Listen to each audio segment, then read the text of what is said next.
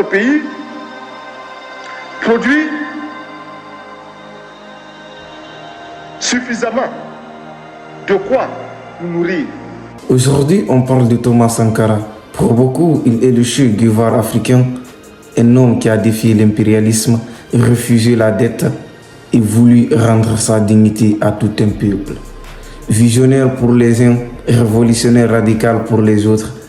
Qui était vraiment Thomas Sankara? Avant de commencer, pense à t'abonner, à activer la cloche de notification et à liker la vidéo si tu veux plus de contenu qui parle d'histoire, de conscience et de vérité.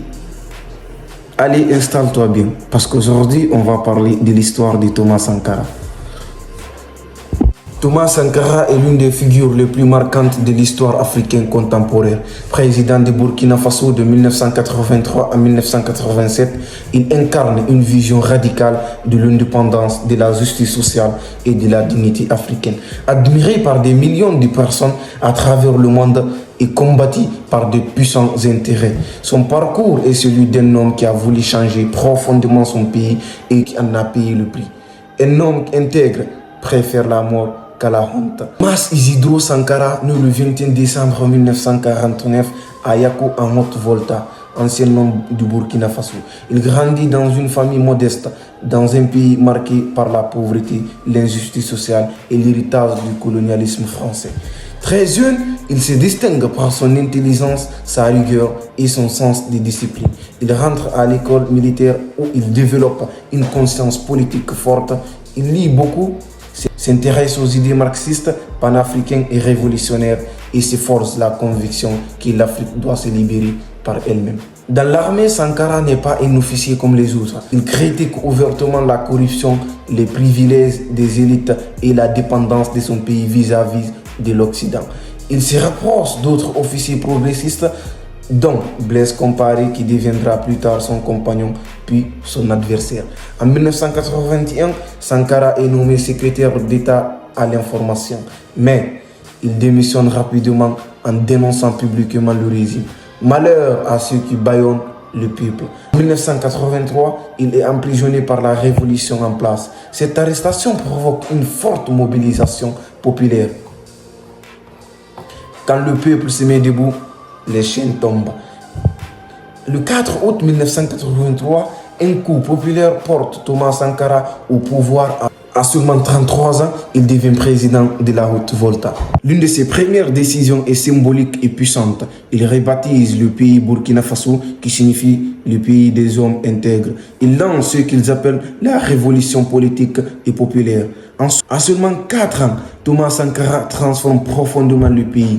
Il encourage la production locale, refuse l'aide alimentaire humiliante et soutient les paysans. Les récoltes augmentent et le pays devient autosuffisant en céréales. Le droit des femmes, Sankara considère que la libération des femmes passe par celle des femmes. Lutte contre le mariage forcé et l'annexion. Promotion des femmes dans l'armée et les postes politiques.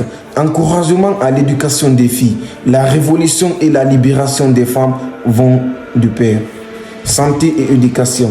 Campagne massive de vaccination. Millions d'enfants vaccinés. Lutte contre l'alphabétisme. Construction d'écoles et de dispensaires. Lutte contre la corruption.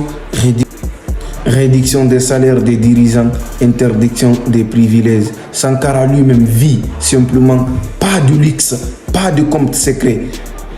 La richesse qui ne profite pas au peuple est une pauvreté déguisée, lui disait Thomas Sankara. Thomas Sankara devient célèbre dans le monde entier pour ses discours courageux, notamment contre la dette africaine qu'il qualifie de nouvel outil de domination coloniale.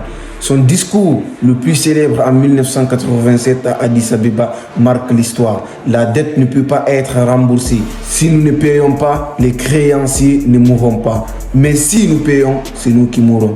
Il appelle les pays africains à refuser collectivement la dette et à retrouver leur souveraineté. Celui qui marche seul peut aller vite, mais ceux qui marchent ensemble vont loin. Les réformes de Sankara dérangent les anciennes élites locales, certains chefs traditionnels de puissances étrangères et même des membres de son propre entourage. Les tensions augmentent, y compris avec Blaise Compaoré. La révolution se trouve isolée politiquement.